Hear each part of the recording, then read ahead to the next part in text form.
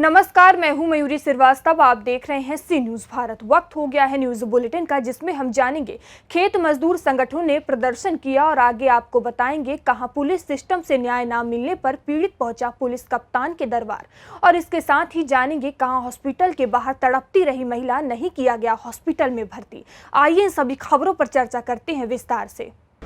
खबर बलिया से है, जहां अखिल भारतीय खेत मजदूर यूनियन, भारतीय खेत मजदूर यूनियन, अखिल भारतीय खेत और ग्रामीण मजदूर सभा के बैनर तले राष्ट्रव्यापी आह्वान पर उत्तर प्रदेश खेत मजदूर यूनियन, अखिल भारतीय खेत और ग्रामीण मजदूर की जिला कमेटी जिला बलिया खेत मजदूर मनरेगा मजदूरों की ज्वलंत समस्याओं को लेकर कलेक्ट्रेट परिसर में सैकड़ों की संख्या में पहुंचकर जबरदस्त प्रदर्शन किया और सरकार की नीतियों का विरोध करते हुए नारेबाजी की। 1 अगस्त से इस धरना प्रदर्शन के माध्यम से मजदूरों ने अपनी 23 सूत्री मांगों वाला महामहिम राष्ट्रपति को संबोधित जिलाधिकारी के माध्यम से सिटी मजिस्ट्रेट प्रदीप कुमार को ज्ञापन सौंपा, जिसमें प्रमुख मांगों में मनरेगा खेत मजदूर ग्रामीण मजदूरों को साल में 200 दिन काम और 600 रुपए प्रतिदिन न्यूनतम मजदूरी तय किए जाने, ग्रामीण क्षेत्र में भी रोजगार गारंटी योजना चालू की जाने की मांग की गई है। मजदूरों की 55 साल आयु पूरी होने पर खेत मजदूरों और ग्रामीणों को 5000 मासिक पेंशन दिया जाए।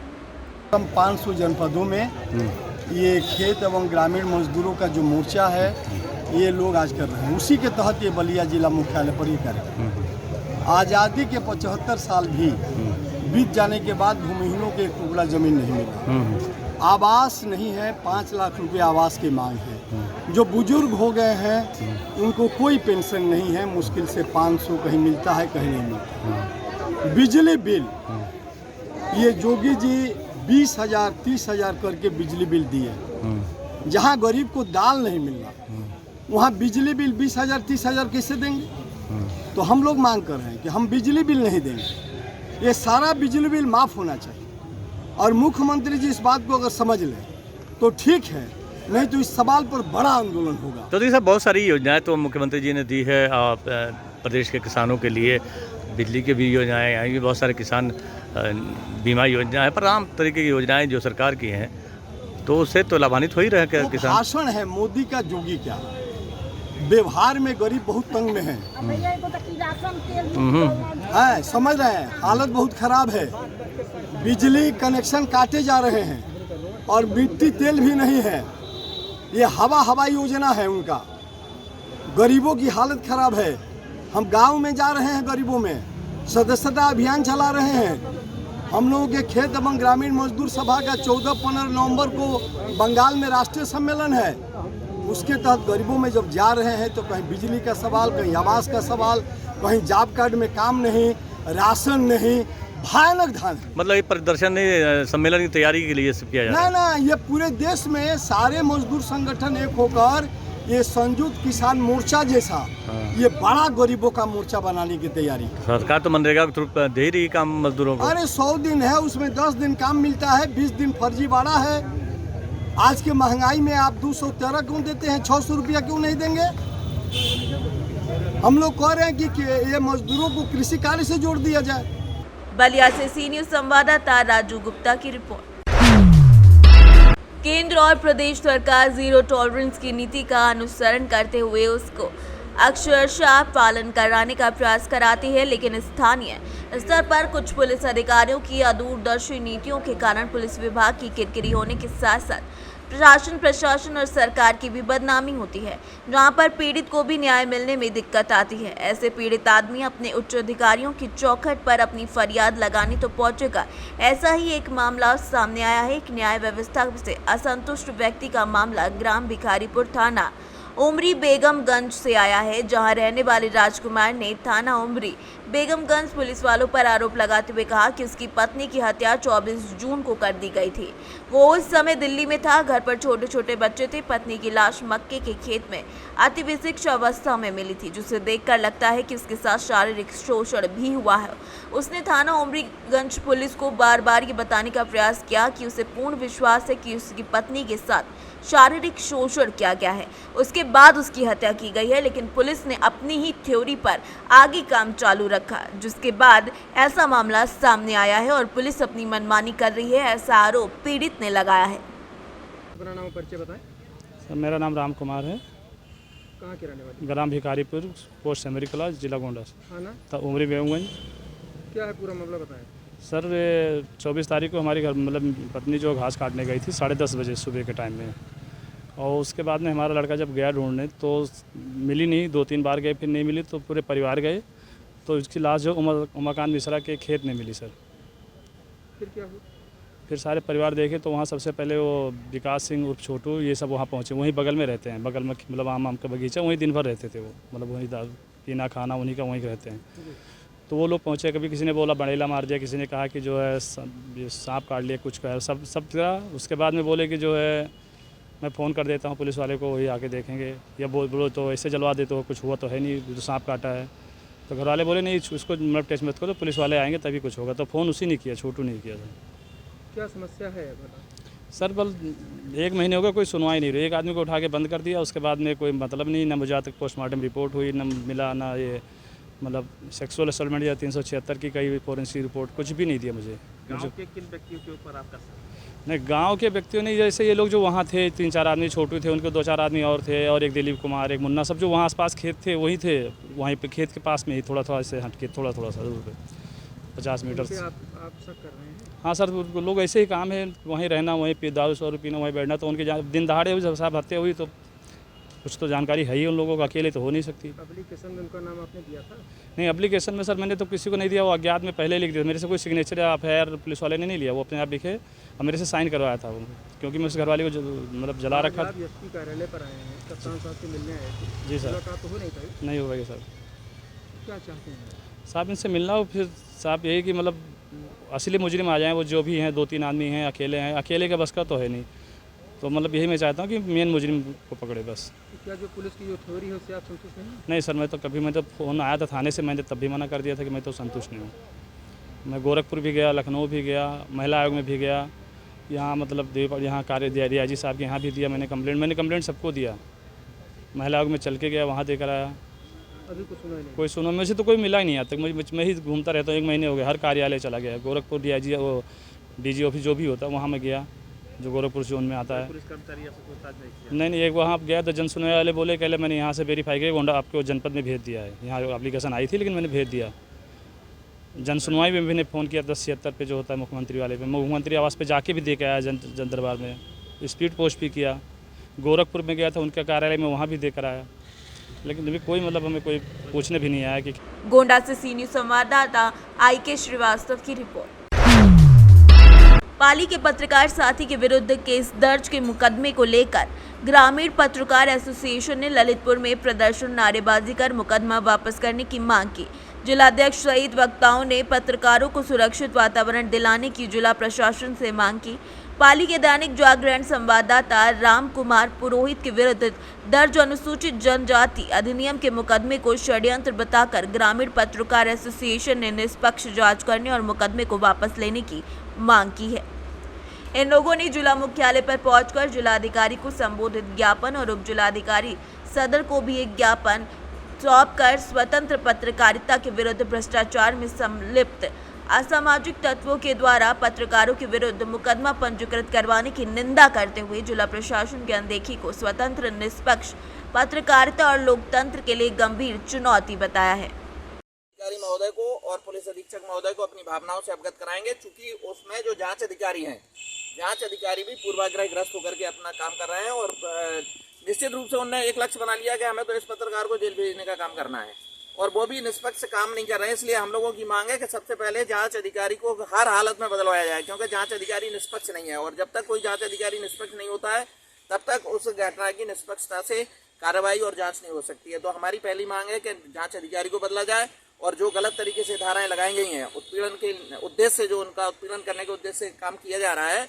उसमें जो धाराएं लगी हैं, जो गलत धाराएं लगी हैं, उन धाराओं को हटाया जाए। ललितपुर से सीनियर संवाददाता महेंद्र कुमार दुबे की रिपोर्ट। सीहोर के जिला चिकित्सालय से एक गंभीर मामला सामने आया है, जहां एक प्रसूता लगभग 5 घंटे तक तड़पती रही, लेकिन हॉस्पिटल के कर्मचारियों ने उसे भर्ती नहीं किया, जिसके कारण जच्चा और बच्चा दोनों की जान पर बन आई। प्रसूता के परिजन सीहोर के बाजार के रहने वाले हैं और उन्होंने बताया कि प्रसूता वर्षा गुर्जर की डिलीवरी के लिए शाम 6 बजे वो सीहोर के जिला चिकित्सालय आए हुए थे, लेकिन 11 बजे तक प्रसूता को किसी ने भर्ती नहीं किया। डॉक्टरों और नर्स के द्वारा कई तरीके के बहाने बनाए गए, जिसके बाद 4-5 घंटे बाद महिला के परिजनों को से बोल दिया गया कि प्रसूता की हालत खराब है, भोपाल ले जाना पड़ेगा। महिला को भोपाल रेफर करने के लिए बमुश्किल एक एम्बुलेंस की व्यवस्था की गई, लेकिन प्रसूता की हालत ज्यादा खराब होने के कारण महिला के परिजनों ने महिला को मजबूरन सीहोर के एक निजी चिकित्सालय में भर्ती कराया है। जी भाई साहब, क्या नाम है आपका? नारायण गुजर है सर। आप कहाँ से आए? बाजार बरखेड़ा से। बरखेड़ा से आए जी। जी, क्या समस्या आई हुई थी आपके साथ आज? मैं यहाँ 4-6 घंटा से परेशान हूँ कम से कम। जी मैडम ने बोला कि ब्लेड चाहिए, जी हमने किया हम ब्लेड ला के दें। जी ब्लेड के हमने नंबर मांगे, जी फिर उन्होंने हमसे मना कर दिया कि हम तुम्हें भर्ती नहीं करें, और कम से कम नहीं 50 आदमियों को झुझकार के निकाल दिया, हमारे सामने की बात है। अच्छा। फिर मैं सन्नी भैया के मगाया, जी। वो कहीं बाहर थे, उनने उनके वो लड़के को पहुँचाया, विक्की भाई साहब को। हाँ। उन्होंने भी किया, इसके बावजूद भी इन्होंने भर्ती नहीं किया। हम प्राइवेट हॉस्पिटल जा रहा है। कुल मिला के आप मजबूर हैं प्राइवेट जी, अस्पताल की बहुत परेशानी है यहाँ। सुविधा भी नहीं दी, कोई सुविधा नहीं दी, मरीज बाहर पड़ा चले गया। सुनने में आया है कि डिलीवरी बाहर ही हुई है। बाहर हुई है डिलीवरी, और पुष्पा मैम ने बिल्कुल नहीं सुनी हमारी। अच्छा, अभी जच्चा बच्चा कैसे हैं? अभी अब प्राइवेट जा रहा है। गंभीर अवस्था में? जी, गंभीर अवस्था में है। बोलो। उसका जिम्मेदार सरकारी हॉस्पिटल में पुष्पा मैम है। ठीक। भाई साहब, क्या नाम है आपका? विष्णु शर्मा। भाई साहब, क्या समस्या आ रही है यहाँ पर? डिलीवरी के लिए लाए थे, करीबन 6 बजे के आए हुए हैं यहाँ। जी। पहले श्यामपुर आए, श्यामपुर से रेफर कर दिया सीहोर। हाँ। अब ये बोल रहे हैं कि ये सीरियस केस है, आप भोपाल ले जाओ। तो ड्यूटी पर मौजूद डॉक्टर ने क्या बोला यहाँ पर, क्या क्या सुविधा नहीं है? डॉक्टर पुष्पा है, बोल रही ब्लड की कमी है, ब्लड हमारे पास है नहीं उपलब्ध। हाँ, हाँ। और यहाँ पे हो नहीं पाएगा, आप भोपाल ले जाओ, चलता है यहाँ। भोपाल ले जाने का बोला? जी। अभी ज़्यादा सीरियस है। जी। कितने घंटे हो गए आपका आए हुए? 3-4 घंटे हो गए। 4 घंटे से ज़्यादा हो गया। सीहोर से सीनियर संवाददाता चंदर सिंह बागवान की रिपोर्ट। बैंक ऑफ इंडिया मवे ब्रह्मनान शाखा द्वारा क्रेडिट आउटरीच प्रोग्राम का आयोजन देवा रिजॉर्ट सफीपुर में आयोजित किया गया, जिसमें कानपुर अंचल के आंचलिक प्रबंधक नीरज तिवारी, उन्नाव अग्रणी जिला प्रबंधक Sunil Verma, financial counsellor B N Shukla समेत कई लोग मौजूद रहे। इस समारोह में किसानों से जुड़ी योजना, पीएम स्वनिधि योजना, जनधन योजना आदि के बारे में ग्राहकों को जागरूक किया गया।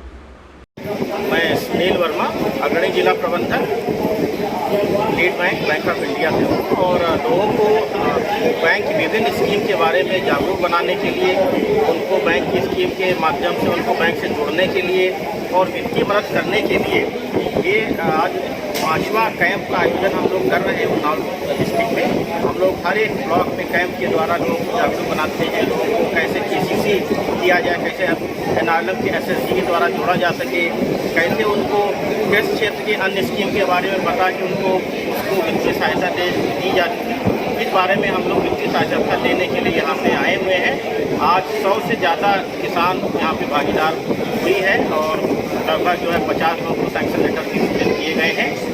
और मैं अपेक्षा करता हूँ कि इस प्रकार का कार्यक्रम उन्नाव जनपद में वित्तीय रूप से जो भी वित्तीय सहायता के लिए बैंक में जो लोग हैं उनको मदद मिलेगी और उनको आत्मनिर्भर बनाया जा सके। उन्नाव से सीनियर संवाददाता सुशील यादव की रिपोर्ट। फिरोजाबाद के नगर सीरसागंज के सुप्रसिद्ध वनखंडेश्वर मंदिर पर आयोजित 2 दिवसीय हरियाली तीज महोत्सव के कार्यक्रमों में दूसरे दिन मंदिर कमेटी के द्वारा विभिन्न प्रतियोगिताओं का आयोजन किया गया। इन प्रतियोगिताओं के प्रतिभागियों के द्वारा बड़े ही उत्साह के साथ अपनी अपनी प्रतिभाओं का प्रदर्शन कर लोगों का मन मोह लिया। मंदिर कमेटी के द्वारा आयोजित किए गए हरियाली तीज मेले में प्रतियोगिताओं के निर्णय के लिए निर्णायक मंडल के रूप में पूर्व पालिका चेयरमैन सरोज शर्मा, संगीता दानेरिया, प्रगति फरसेया और पूजा उपाध्याय ने आयोजन में निर्णायक भूमिका निभाई।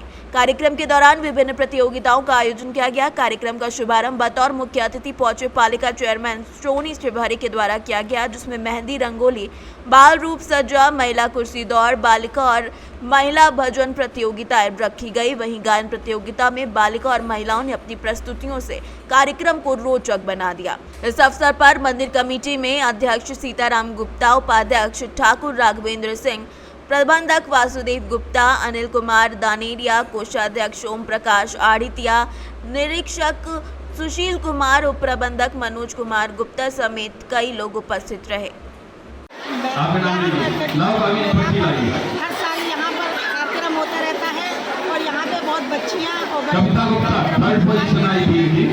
प्रदर्शन जताते हैं और अपना जो गाना गाते हैं, गाने का होता है, मेहंदी का होता है, बच्चों के छोटे बच्चों के साथ सज्जा का होता है, तो उसमें सब लोग भाग लेते हैं और अपनी प्रतिभा दिखाते हैं वो लोग।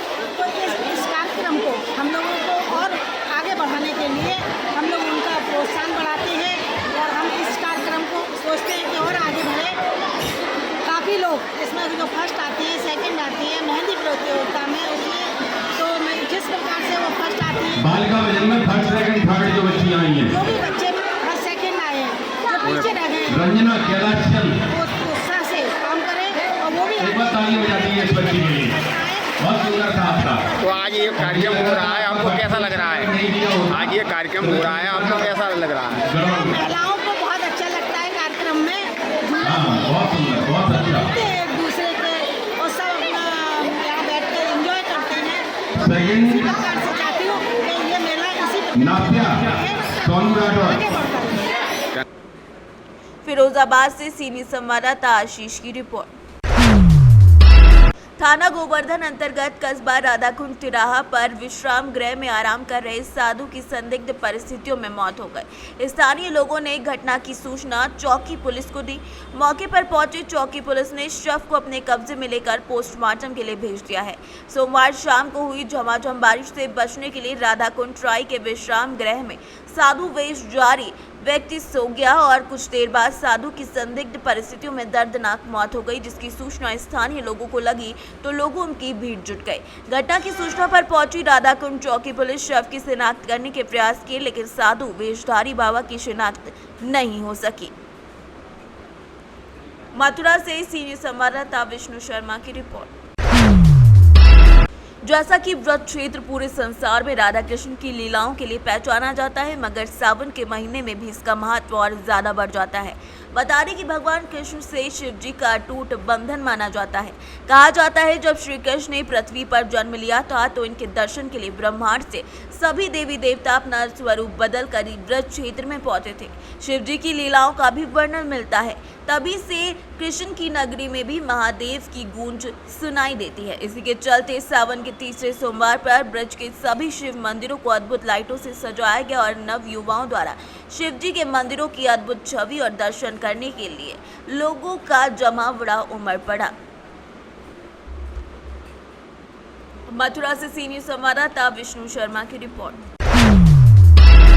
जैसा कि व्रत क्षेत्र पूरे संसार में राधा कृष्ण की लीलाओं के लिए पहचाना जाता है, मगर सावन के महीने में भी इसका महत्व और ज्यादा बढ़ जाता है। बता दें कि भगवान कृष्ण से शिव जी का अटूट बंधन माना जाता है। कहा जाता है जब श्री कृष्ण ने पृथ्वी पर जन्म लिया था तो इनके दर्शन के लिए ब्रह्मांड से सभी देवी देवता अपना स्वरूप बदल कर व्रत क्षेत्र में पहुंचे थे। शिव जी की लीलाओं का भी वर्णन मिलता है। तभी से कृष्ण की नगरी में भी महादेव की गूंज सुनाई देती है। इसी के चलते सावन के तीसरे सोमवार पर ब्रज के सभी शिव मंदिरों को अद्भुत लाइटों से सजाया गया और नव युवाओं द्वारा शिव जी के मंदिरों की अद्भुत छवि और दर्शन करने के लिए लोगों का जमावड़ा उमड़ पड़ा। मथुरा से सीनियर संवाददाता विष्णु शर्मा की रिपोर्ट। गोवर्धन तहसील के कस्बा अडेक के प्राथमिक विद्यालय का खस्ता हाल है, जहां बने कमरे समय के चलते जर्जर हो चुके हैं। वहीं बारिश में बच्चों को बैठाने के लिए मात्र एक कमरा ही सुरक्षित है, बाकी कमरे खतरे से खाली नहीं हैं। विद्यालय में लगभग 200 के करीब छात्र छात्राएं अध्ययन करते हैं, जिन्हें विद्यालय के अध्यापक खुले में बैठाकर पढ़ाने को मजबूर हैं। बता दें कि इस विद्यालय की स्थापना 1858 ईस्वी में हुई थी, यानी आज से 164 साल पहले। यानी आज़ादी में ये पहले ही अडीक का प्राथमिक विद्यालय बना था, जो अब जर्जर हालत में पहुंच चुका है। समय के चलते विद्यालय के कमरों की छत भी ढह चुकी है, तो वहीं बरसात के मौसम में विद्यालय में पढ़ने आने वाले बच्चों की हालत भी खराब है। क्या नाम आपका? मेरा नाम उर्मिला आंगनबाड़ी है। मैम अगर बात करें बिल्डिंग को लेकर, विद्यालय की बिल्डिंग को क्या जगह व्यवस्था है? बारिश के दिनों में क्या स्थिति रहती है इसकी? बारिश के दिनों में सारी बिल्डिंगें चुचाती हैं, सारा पानी के साथ मिट्टी भी आती है ऊपर से। बैठने को कोई व्यवस्था नहीं है बच्चों के लिए और बहुत परेशानी है। सारी खंडर हो रही है बिल्डिंग, ना पानी की, ना लैट्रिन की, ना कुछ पंखे हैं, ना कुछ है। स्कूल में, और कब गिर जाए कोई पता नहीं है। गेट भी टूटे हैं, जंगला भी टूटे हैं, कोई बिल्डिंग की बहुत बुरी स्थिति है। तो इसको लेकर आपने उच्च अधिकारियों को अवगत नहीं कराया कभी? कई बार करा दिया, लिखित में भी दे दिया है, मौखिक भी बोल दिया है, और देखते हैं, आते हैं, देखते हैं, लिख के ले जाते हैं, कुछ करते नहीं है। तो बच्चे फिर कहाँ पढ़ते हैं बैठ के? नहीं ऐसे ही पढ़ाते हैं, एक चौक में धूप में पढ़ा लेते हैं, कभी कभी छुट्टी भी कर देते हैं जल्दी, क्योंकि बच्चे की फिर परेशानी है, पानी में कहाँ पढ़े। तो जब तेज बारिश आती है तो क्या स्थिति रहती है स्कूल की? बच्चे कहाँ पढ़ते हैं या फिर छुट्टी हो जाती है? कोई कमरा है, एक आध कमरा ऐसा है जो नहीं है, मतलब जो चाह रहा है, तो उसमें पानी नहीं टपकता है, उसमें बैठा लेते हैं सारे बच्चों को एक ही क्लास कमांड। मैम क्या नाम है आपका और किस पद पर आप कार्यरत हैं विद्यालय में? मेरा नाम अंबिका अग्रवाल है और मैं प्राथमिक विद्यालय अड़िंग में प्रधानाध्यापक के पद पर कार्यरत हूँ। मैम अगर बिल्डिंग को लेकर बात करें तो किस प्रकार से आपकी बिल्डिंग जर्जर अवस्था में है, क्या कुछ कहना चाहोगे उसको लेकर? कब से है और क्या कुछ प्रयास आपके द्वारा किए जा रहे हैं इसको लेकर? अच्छा प्रश्न है भैया, कब से बनी हुई है? ये बिल्डिंग 1860 की बनी हुई है और 1858 इसका स्थापना वर्ष है, तो हम समझते हैं 150 साल से ऊपर हो गए इस बिल्डिंग को बनी हुई है, और तब भी कोई सुनवाई नहीं है। इसको बिल्कुल ध्वस्त कर दिया जाए, जर्जर बिल्डिंग है, पता नहीं कब किस बच्चे का सिर के ऊपर गिर जाए या हमारे ऊपर गिर जाए, पटिया पता नहीं रहता है। तो इस वजह से मैं एडमिशन करने में असमर्थ हूँ, और ऊपर तक फिर हमारी शिकायत हो जाती है, मैडम एडमिशन नहीं कर रही हैं। अगर किसी बच्चे को कुछ हो जाता है और कोई जिम्मेदारी इसके पेरेंट्स ले लें तो मुझे एडमिशन में भी कोई परेशानी नहीं है, और ये बिल्डिंग कभी भी कैसे भी कहीं से कुछ भी कोई सा टुकड़ा गिर सकता है। तो क्या लगता है बच्चे इसी बिल्डिंग में पढ़ते हैं? इसी बिल्डिंग में पढ़ते हैं। आप देख लीजिए, जिस बरसात आती है या तो उनको खाना खिला के इधर उधर, एक कमरा थोड़ा ठीक सा जो नहीं टपकता है उसमें बैठा दिया जाता है। क्या हालत रहती है बरसात में? बरसात में सब जगह पानी बढ़ जाता है, और ये ट्रेनिंग आई हुई इनसे पूछिए, कुर्सी भी इधर से उधर सरका के बड़ी मुश्किल, हमको खड़े रहना पड़ता है या तो कुछ कमरों में, या बैठना मुश्किल हो जाता है। ये 200 से ऊपर अपने यहाँ बच्चे हैं। इसको लेकर आपने उच्च अधिकारियों से शिकायत नहीं की अभी? सबसे शिकायत कर दी गई है, जर्जर भवन के प्रस्ताव दे दिए गए हैं, पर आप जानते हैं सरकारी काम में चल रही है गाड़ी, और अभी फिर भी 5 तारीख तक फिर मांगा है जर्जर और दस्तु भवन के लिए, तब भी हमारे यहाँ से कुछ नहीं हो रहा है इसके लिए। मथुरा से सीनियर संवाददाता विष्णु शर्मा की रिपोर्ट। निर्वाचन नामावली यानी कि वोटर लिस्ट के अतिप्रमाणन के लिए आधार डेटा संग्रहण कार्यक्रम कल यानी 1 अगस्त से शुरू हो चुका है। कलेक्टर और जिला निर्वाचन अधिकारी जितेंद्र कुमार शुक्ला ने यहां कलेक्ट्रेट सभाकक्ष में प्रिंट और इलेक्ट्रॉनिक मीडिया के प्रतिनिधियों से रूबरू होकर इस कार्यक्रम के संबंध में विस्तृत जानकारी दी। कलेक्टर ने कहा कि मतदाताओं की पहचान की पुष्टि के लिए आधार नंबर लिए जाने हैं जो व्यक्ति वास्तविक मतदाता है। इसके लिए शिविर भी आयोजित किए जाएंगे। प्रपत्र 6B फॉर्म को बूथ लेवल अधिकारी द्वारा भरा जाएगा। तहसीलदार, अनुभागीय अधिकारी राजस्व जो कि रजिस्ट्रीकरण अधिकारी और सहायक रजिस्ट्रीकरण अधिकारी होंगे, उनसे किसी मतदाता की सार्वजनिक पहचान उजागर नहीं करेंगे। कलेक्टर ने यह भी बताया कि ये मतदाताओं की इच्छा पर निर्भर रहेगा। विशेष उद्देश्य था वो है कि मतदाताओं को आधार कार्ड से लिंक करना, और इस पे भारत निर्वाचन आयोग के जो निर्देश हैं उसके हिसाब से जो राज्य निर्वाचन आयोग है उसके जो निर्देश हैं उसके तारतम्य में आज राजनीतिक दलों की भी मीटिंग हुई थी, और सभी पत्रकार गणों, मीडिया के सभी साथियों के साथ में हमने वार्तालाप किया है। इसका विशेष मकसद ये है कि जो वोटर लिस्ट हैं उन सभी वोटर लिस्ट के सभी वोटर्स को स्वप्रेरणा से आग्रह के साथ में निवेदन करते हुए उन सभी के आधार कार्ड को वोटर लिस्ट से लिंक करना। ये स्वैच्छिक है बुनियादी तौर पे। किसी के पास यदि आधार कार्ड नहीं है तो अन्य वैकल्पिक उसके लिए उपाय भी दिए गए हैं कि मनरेगा का जॉब कार्ड हो या फिर बैंक्स के उनके पास पासबुक हो आदि आदि। इसमें जो BLOs हैं वो घर घर जा कर के फॉर्म 6 लोगों तक पहुंचाएंगे और लोग उसको भर करके जमा कर सकेंगे। विशेष शिविर का भी आयोजन किया जाएगा और साथ साथ में अलग अलग जो प्लेटफॉर्म है उसमें ऑनलाइन भी लोग अपने आधार का लिंकेज कर सकेंगे। आप सभी के माध्यम से मैं सभी मतदाताओं से आग्रह करना चाहूँगा कि इस अभियान से जो मतदाताओं के नाम अलग अलग जगहों पे अलग अलग कारणों से आ जाते हैं, डुप्लीकेसी होती है, वो ख़त्म होगी। तो इसका लाभ ज़रूर उठाएं और ऐच्छिक रूप से स्वप्रेरणा से सामने आकर अपने आधार कार्ड को लिंक कराएं। इसमें उनके आधार नंबर की विश्वसनीयता और गोपनीयता दोनों बरकरार रखी जाएगी। इसके संबंध में वो निसंकोच सामने आकर लिंक कराएं। Thank you. बेमेतरा से सीनियर संवाददाता संजू जैन की रिपोर्ट। बड़ी खबर देवरिया से सामने आई, जहां 1 करोड़ रुपए से ज्यादा का गरीबों का राशन बताया जा रहा है कि मार्केटिंग इंस्पेक्टर राहुल सिंह डकार गया और फरार हो गया। ये खुलासा डीएम की जांच कमेटी ने किया है। दरअसल अब गरीबों को राशन देने के लिए राशन ने door to door step delivery की शुरुआत की है, जिसमें जिले के विपणन शाखा गोदाम बंद हो चुके हैं, लेकिन उसमें जो पुराने खाद्यान्न रखे गए हैं उन बंद गोदामों की जाँच के लिए डीएम ने एक कमेटी गठित की है। जाँच कमेटी जब बिहार राज्य की सीमा पर स्थित भाटर रानी हॉट शाखा गोदाम पर पहुंची तो चौंकाने वाला खुलासा हुआ, जहां स्टॉक रजिस्टर के अनुसार गोदाम में 10,111 बोरी गेहूं और 6,065 बोरी चावल होना चाहिए था, लेकिन जांच कमेटी को मौके पर केवल 2,737 बोरी गेहूं और 3,218 बोरी चावल ही मिला और कुल मिलाकर 10,221 बोरी खाद्यान्न मिला, जिसकी लागत करीबन 1 करोड़ से ज्यादा की है। इससे साफ जाहिर होता है कि भाटर पारानी के मार्केटिंग इंस्पेक्टर राहुल सिंह ने 2,843 बोरी चावल और 7,374 बोरी गेहूं राशन बेच दिया है। पर में ये खाद्यान्न पकड़ा गया, क्या है पूरा मामला, क्या कार्रवाई की जा रही है? क्योंकि शासन द्वारा डोर स्टेप डिलीवरी का व्यवस्था कर दी गई, जिसमें कि एफसीआई गोडाउन से सीधे कोटेदार की दुकान पे सामान ले जाया जाता है। तो अब उन जो पुराने गोदामों का सत्यापन हम लोगों ने कराने का निर्णय लिया ताकि वहाँ के स्टॉक का मिलान कर सकें। इसी क्रम में भाटपार जो हमारी तहसील है उसमें भाटपार ब्लॉक है, उसमें जो गोदाम है वहाँ पे उसका सत्यापन किया गया। उसमें करीब 10,000 खाद्यान्न की बोरी, जो लगभग 5,000 कुंटल होता है, वह सामान उसमें शॉर्ट पाया गया।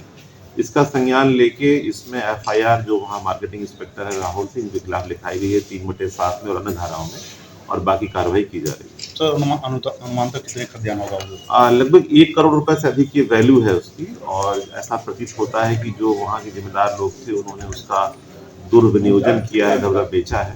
तो इसके क्रम में उनकी रिकवरी या जो दायित्व निर्धारित करना है वो हम लोग कर रहे हैं। सर देवरिया से सीनियर संवाददाता ज्ञानेंद्र नाथ मिश्रा की रिपोर्ट।